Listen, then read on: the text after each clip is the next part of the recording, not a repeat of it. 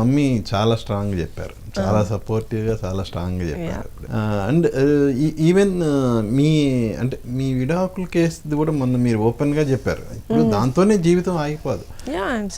Yeah, కానీ పదే పదే దాన్ని డిగ్ చేస్తున్నప్పుడు అంటే మనకంటూ ఒక స్వాతంత్రం ఇవన్నీ ఉంటాయి కదా. యా, అంటే బట్ ఐ బిలీవ్ అండి, ఫస్ట్లో ఉన్నంత నాయిస్ ఇప్పుడు లేదు. ఇప్పుడు ఉన్నంత నాయిస్ ఇంకో నెక్స్ట్ 3-4 monthsలో ఉండదు. So I wait for that time. So I be quiet. నేను నా వేరే స్టఫ్, ఇప్పుడు నేను చెప్పినట్టు నేను ఒక మూవీ షూటింగ్కి వెళ్తున్నా మదురైలో, అసలు ఎవరికీ తెలీదు. అంటే అక్కడ నేను షూటింగ్లో my entire mind, body and my energy, concentration అక్కడ ఉంటుంది. కాబట్టి నేను ఎక్కువ సోషల్ మీడియా, యూట్యూబ్ చూడను. First of all YouTube zero. నేనైతే కొన్ని నాకు కావాల్సినప్పుడు వీడియోస్ సర్చ్ చేసి చూడడమే, కానీ మామూలుగా యూట్యూబ్ స్క్రోల్ చేస్తే చూస్తారు. I don't see that.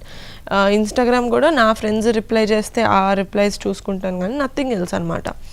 So I believe that ప్రతిదానికి ఎక్స్టింగ్విష్ అయిపోవడానికి ఒక టైం. ఈరోజు ఇది కొత్త న్యూస్, రేపు ఇంకో news.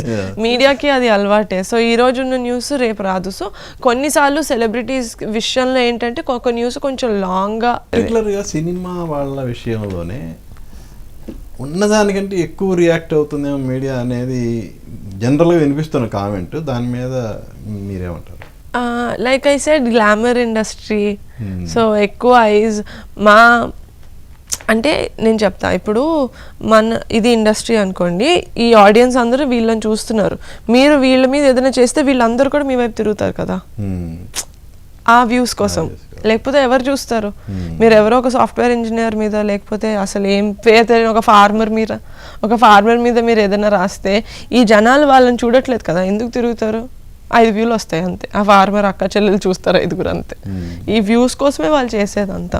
So industry, film industry is one of the most viewed form of entertainment మనకి. సో ఎంతమంది ఆడియన్స్ దృష్టి దానిపైన ఉంటుంది. కాబట్టి దాని మీద ఏమన్నా మనం విమర్శలు చేస్తే వాళ్ళ మీద పెట్టే దృష్టి అంతా మీ వైపు తిరుగుతుందని. I think that's the reason.